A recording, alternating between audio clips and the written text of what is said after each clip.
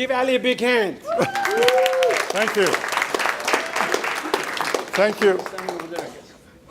Last week, I was at the Dario restaurant, and we had pretty good lunch and pretty good discussion. And Yusuf brought up the discussion of being a marketing person or being a salesperson and price versus value.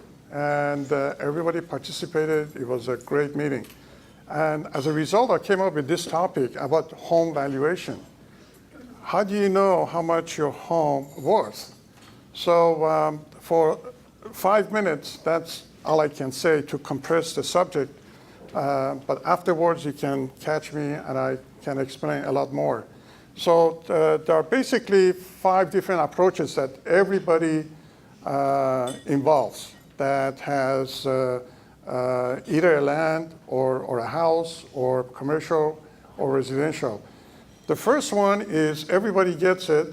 It's a property tax statement. The property tax statement has 3 major components.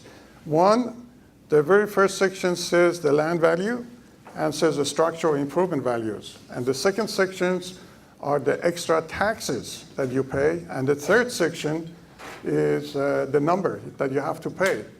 So the value of your house is always a lot less than the market value. I don't know if you noticed or not, but you might want to take a look at it again. And then normally it's about anywhere I've seen it from 50 to 90% less than the market value. And then from there we go to AVM. They call it automated value method or model. And during the last 7-8 years, banks used to use it a lot. And what happens when you go to the bank or any lender, they look at the AVM. And the AVMs are normally about 5 to 10% lower than the market value. But that doesn't determine the value of your house. So what they do is they send an appraiser. And we have 2 kinds of appraisers. One, they call it driving by, and the other one is by coming in and visually see inside of your house and outside and give you a figure which represents the value of your property. And then from there, we go to market value. Who determines the market value? Even though the appraiser is giving you a number that says this is how much your house worth, but the appraiser really doesn't determine the value of your property. It's actually the buyer. For the buyer, it's very important what kind of a property to purchase. It could be under market value, it could be over market value. And that number, once transaction closes, it gets recorded. So the appraisal part really doesn't matter what the number is. What matters is from the eyes of buyer. So from there, then we go to what we call, in brokers' world, RVM, which is Realtors Valuation Model.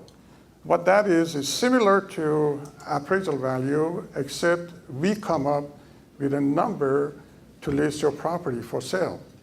And that value that we put in addition to the appraisal value, we come up with 3 different approaches.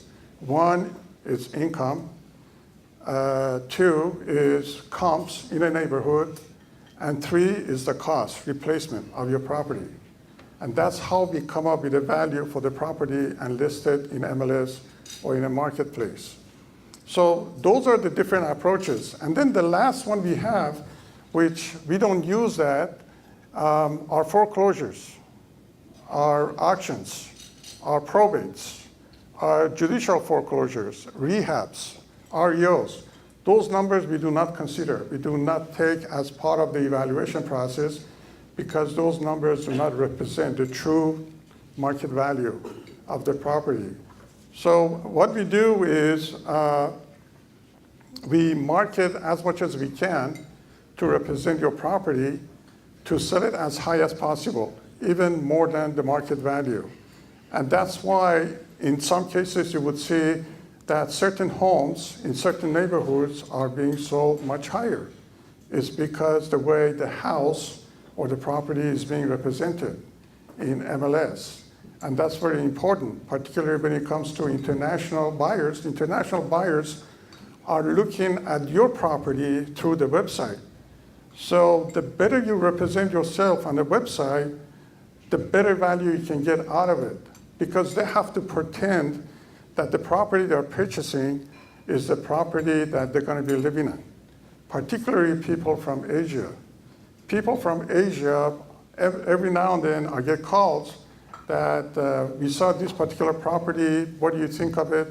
And then I have to explain to them. If you don't have a video for your property, that's a big, big disadvantage.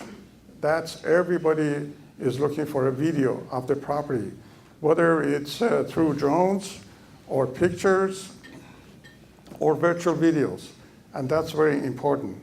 So those are the things that determines the 5 different approaches of valuation that you were dealing with. Now, if you go on internet and do a search on Google and Yahoo, you would see a lot of private and government agencies use different statistical valuation methods.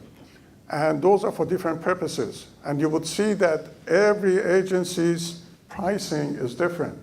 Even though they use historical data, but again, they come up with different economic models. So that's why the tax statement that you get for Orange County or San Bernardino or Riverside or San Diego, you don't see the numbers are all the same. The taxes varies anywhere from to market value all the way down to 50 or 40% value of the property. So that's very important. So what I do is I set up appointment with you folks. Anybody is interested, either at my office in Newport Beach or anywhere. And even if you want lunch or dinner, I can take you lunch and dinner. And answer any questions you have and go over your portfolio. And I do mortgage clinic, meaning that I'll go over your mortgage statement, take a look at it, how long you've had it, and what are the things I can do to help you to benefit more out of it. So those are in a nutshell that determines the valuation of your properties. So just in case, if you go to the bank and or even call the bank and the bank says your property worth about $400,000, but you know your property worth $500,000, then that loan officer at the bank doesn't know much other than looking at the screen and quoting from the screen and to tell you what the screen says, and it's a number. But what they do is they send an appraiser to the property to appraise it to the market value. And sometimes, if you have a custom home, it's even worse. If you have a custom homes, in most cases, what they do, they have to send 2 appraisers. Because custom homes are not like tract homes. Tract homes are easy. You got 2 bedrooms, you got 3 bedrooms, you got 5 bedrooms, you do the comps, so on and so forth. But when it comes to custom homes in certain areas of Orange County, then you need to appraisal report in order to whether to qualify you for a purchase or for a refinance. Again, my name is Ali. My number is 411, and I'll be happy to answer any questions you may have. Thank you.